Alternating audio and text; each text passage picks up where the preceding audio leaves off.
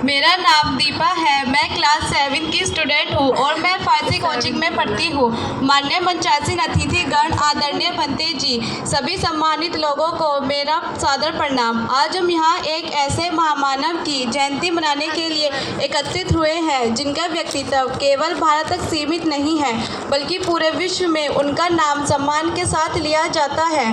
Doctor Bhimrao Ambedkar ji. Baba Saheb केवल एक नेता नहीं थे बल्कि वे एक बौद्धिक महामानव, एक महान विधिवेता, समाज सुधारक, अर्थशास्त्र और मानवता के सच्चे प्रेरित थे। उनके विचार इतने व्यापक और दूरदर्शी थे कि आज की दुनिया की प्रतिष्ठित संस्थाएं उनका सम्मान करती हैं। साथियों, कोलंबिया यूनिवर्सिटी USA, जहां से उन्होंने उच्च शिक्षा प्राप्त की, उनकी प्रतिमा आज भी वहां स्थापित है और उनका नाम विश्व के महाविद्वानों में गिना जाता है। 10 किंग हेनरी रोड, लंदन, जहां उनका निवास था, आज एक अंतर्राष्ट्रीय स्मारक के रूप में संरक्षित है। मुंबई राजगृह स्थल, उनका निवास आज एक प्रेरणा स्थल और स्मारक बन चुका है। इतना ही नहीं, उनके विचारों पर दुनिया भर का शोध होता है। विश्वविद्यालयों में उनके लेखन पढ़ाए जाते हैं और उन्हें सामाजिक न्याय का वैश्विक प्रतीक माना जाता है। बाबा साहेब का सम्मान और भी अधिक व्यापक और जन आधारित है।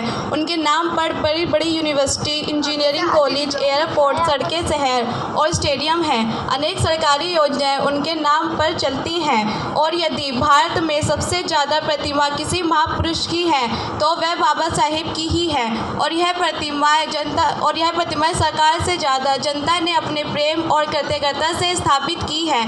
यह इस बात का प्रमाण है कि बाबा साहेब केवल एक व्यक्ति नहीं है बल्कि वह करोड़ों लोगों की आशा, स्वाभिमान के प्रतीक हैं। उनकी जयंती 14 अप्रैल पूरे दुनिया में सबसे ज़्यादा अधिक धूमधाम से मनाई जाती है। इतना सब कुछ होने के बावजूद भी कुछ दुर्भावनापूर्ण और संकीर्ण सोच वाले लोग आज भी बाबा साहेब का योगदान कम करने, उनका अपमान करने और उनके इतिहास का श्रेय छीनने की कोशिश करते हैं। लेकिन सच्चाई इतनी विशाल है कि उनकी कोई भी चाल कभी सफल नहीं हो पाती, क्योंकि बाबा साहेब का स्थान किसी पद या किताब तक सीमित नहीं है, वह करोड़ों लोगों के दिलों में बसते हैं।